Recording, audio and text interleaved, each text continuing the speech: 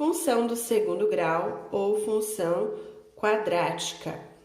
Por que do segundo grau função quadrática? Vamos colocar primeiro a fórmula geral da função do segundo grau. Ela começa sempre assim: f de x é igual a x quadrado mais bx mais c. E toda vez que a gente tem um expoente 2, a gente fala que é ao quadrado, por isso função quadrática. Então, aqui nós temos uma carinha genérica da função do segundo grau. Não preciso pôr um aqui, porque já subentende-se que quando não tem nada, é 1. Bom, eu já sei que isso aqui é uma função do segundo grau. O que eu preciso lembrar? Que toda função do segundo grau, ele gera uma parábola. O que é uma parábola? É tipo um U, assim. Ou ele pode acontecer de ser assim. Então, ou ele vai descer e subir, ou ele vai subir e descer. Isso é o resultado de um gráfico de uma função do segundo grau. Olhando também na equação, nós conseguimos definir quando que vai ser uma parábola com a boca para cima, a concavidade para cima, e quando vai ser uma parábola com a boca para baixo, com a concavidade para baixo. Quem que vai me ajudar a definir isso? De novo, o A. O A, ele é sempre o norteador inicial da nossa função. Toda vez que esse A for positivo, toda vez que o A for positivo, vou ligar ele aqui, ele vai ter boquinha para cima, ele vai parecer um U. Toda vez que o A for negativo, ele vai ter boquinha para baixo. Então, olhei na minha função, vou fazer um gráfico aqui. Bem básico. Pronto. Olhei aqui na minha função. Tem a boca para baixo, então eu já sei que o meu coeficiente A, ele é negativo. É sempre assim. Assim como lá na função do primeiro grau, o número sozinho, onde corta também o eixo Y. Então, se eu pego esse gráfico, ele tem boca para cima, já sei que esse A é positivo. E quando eu olho, ele está cortando o eixo Y aqui no 2, bem nesse pedacinho ele está cortando. Então, eu sei que o meu C vale 2. Só de olhar para o meu gráfico, eu já consigo ter essas informações. A gente chega no terceiro ano, a gente não costuma mais usar o método da tabela. Nós costumamos usar o método do Bhaskara. Por quê? Eu preciso de duas raízes e o valor do C, o valor do vértice. Com essas situações eu consigo montar um gráfico. Então a gente deixa o método da tabela de lado. Como é mesmo a fórmula de Bhaskara? Primeiro eu preciso achar o delta. Então vamos só relembrar aqui. Quem é o delta? É o B ao quadrado menos 4 vezes o A vezes o C. Então, lá dentro da fórmula, f de x é igual a x quadrado mais bx mais c. O B é esse rapazinho aqui, esse A é esse e o C é esse. Então, você, para montar a fórmula de Bhaskara, precisa saber quem são os valores de A, B e C da sua função. Achou o valor do delta, você vai para outra parte da fórmula de Bhaskara, que é x menos b mais ou menos raiz de delta, tudo isso dividido por 2 vezes o A. Então, o B é o B que está aqui na nossa função. O delta é a resposta dessa conta e o A é o A também que está aqui na nossa função. Quando você termina de resolver isso, você vai ter o valor de x1 e vai ter o valor de x2. Esse x1 e x2 é a raiz da minha função. O que é a raiz? É quando dá para resolver isso aqui e ele fica bem certinho, ok? E com o valor de x1 e x2 a gente consegue achar a maneira que vai ficar o gráfico dessa função. Ou é assim, ou é para baixo, e aí ele consegue definir exatamente onde vai ficar a sua parábola. Se o seu delta ficar positivo, então você vai ter x1 e x2, valores diferentes.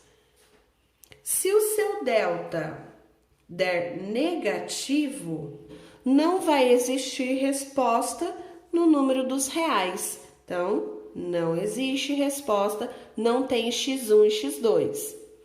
Se o seu delta der zero, então você só vai ter um valor de x. Ou seja, o valor que der no x1 é igual ao valor do x2.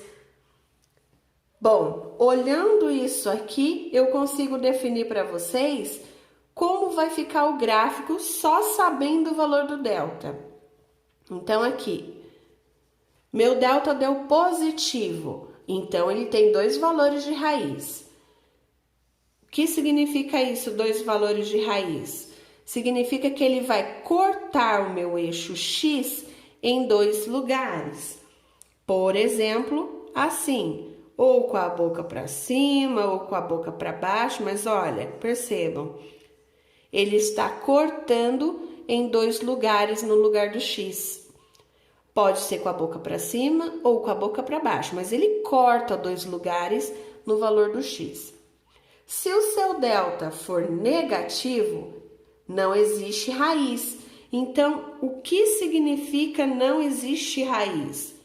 Significa que ele não vai passar pelo eixo x, ele vai ficar flutuando, assim, ó. Tá vendo? Ele nem chegou perto do eixo x. Então, só de olhar o valor do delta, eu já sei que a minha parábola vai ficar flutuando. Pode ser que flutue para a direita, pode ser que flutue para a esquerda, pode ser que flutue aqui embaixo, pode ser que ele tenha outro lado, mas ele não vai cortar o eixo x. E se o meu delta der zero? Bom, se o seu delta der zero, significa que ele só corta em um lugar no eixo x. Então, aqui está o eixo x, ele faz isso daqui, ó. Só cortou aqui no meio. Ele não corta em outro lugar. Então, o delta também me ajuda a definir onde eu vou cortar o eixo x. Se o meu delta for positivo e o meu A também for positivo, então eu sei que delta positivo corta em dois lugares no x. Então, vai ficar mais ou menos assim, ó.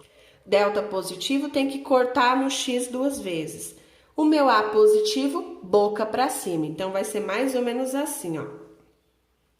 Certo?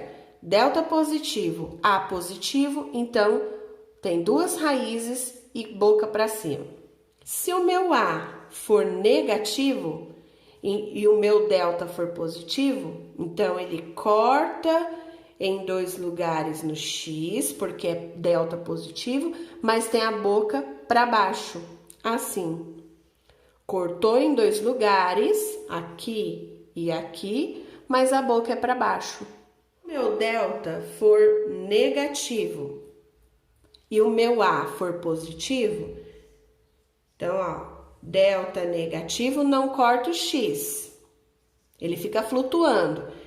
Mas fica flutuando com a boca para cima se o A for positivo.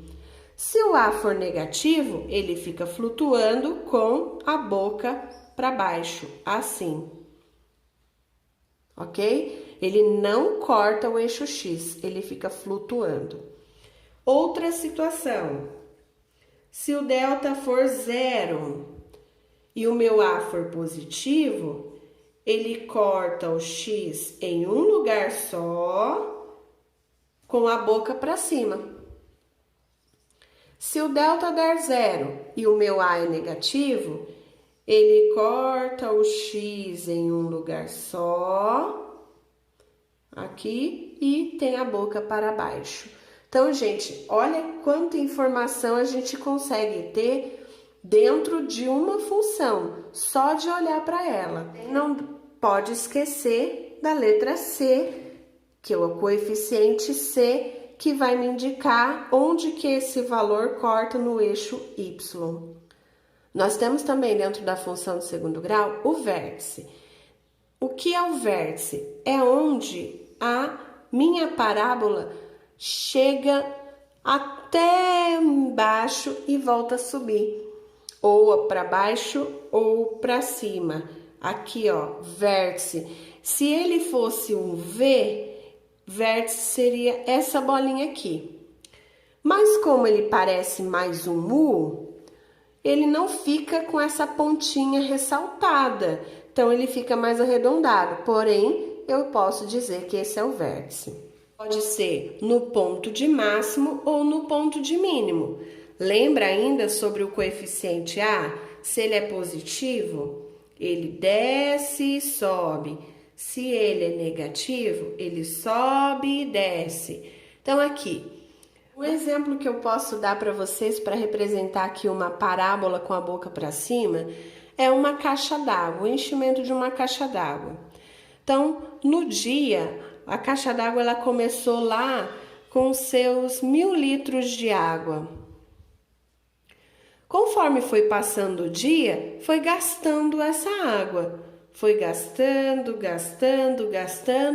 Quando chegou aqui, vamos dar um valor, chegou nos 10 litros de água, que foi o mínimo que essa quantidade de água dentro da caixa d'água chegou. E aí você foi lá e abriu o registro da rua para encher de novo essa água, essa caixa. Então, ele chegou aqui no mínimo de 10 litros. Você abriu o registro, a caixa começa a encher de novo até voltar aos seus 1000 litros de água. Então, isso representa uma caixa d'água que começou o dia sem ninguém usar água. Lá nos seus 1000 litros, foi usando, até chegar nos 10 litros ou até zerar essa caixa. Depois que chegou aqui, você abre o registro e ela começa a encher de novo, gradativamente, até voltar aos 1000 litros. Isso é uma parábola de boca para cima. E qual é o exemplo que a gente costuma usar quando a parábola tem boca para baixo?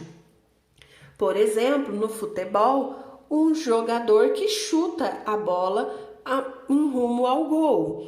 Então, ele está aqui, ele vai fazer o pênalti, tem uma barreira ali na frente dele, ele precisa que essa bola saia do chão, atinja uma altura maior do que as pessoinhas que estão aqui embaixo na minha barreira e alcance lá dentro do meu gol.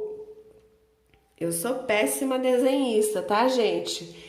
E esse gol também não tem rede aqui, ok? Então, essa bola saiu aqui dos 0 metros, ou seja, do pé do jogador, subiu uma altura até chegar no máximo, que sei lá, foi 15 metros?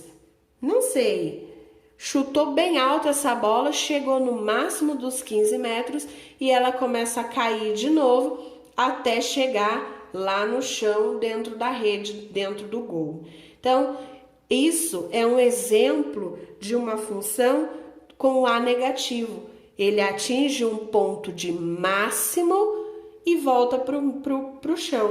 Aqui, ele atinge um valor mínimo e volta para a sua função inicial. Então, toda vez que nós tivermos o A positivo, eu falo que ele atinge um ponto de mínimo. Toda vez que ele tem A negativo, eu falo que ele atinge um ponto de máximo. Ele quem? O meu vértice. Então, esse mínimo que chega e esse máximo que chega tem o nome de de vértice. Para saber onde é esse ponto de máximo ou de mínimo, eu preciso ter um valor de x e um valor de y. Então, vamos traçar aqui um gráfico de exemplo. Aqui, então, qual será que é o valor desse vértice aqui? Qual que é o valor do x? E qual que é o valor do y? Quais são esses valores? Como é que eu faço para descobrir que par ordenado é esse daqui? Então, para calcular isso, eu tenho uma formulazinha. X do vértice, eu uso a fórmula menos b dividido por 2a. 2 vezes a. E o y do vértice é o menos delta dividido por 4a. Com esse valor do x do vértice, com esse valor do y do vértice, eu consigo definir qual é o valor máximo ou qual é o valor mínimo da minha parábola. Quem é o b? Volta lá na fórmula inicial. ax² mais bx mais c. O b é o carinha do meio.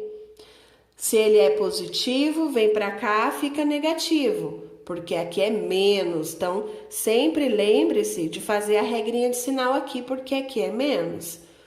E quem é o a? O a é o primeiro carinha aqui da minha fórmula.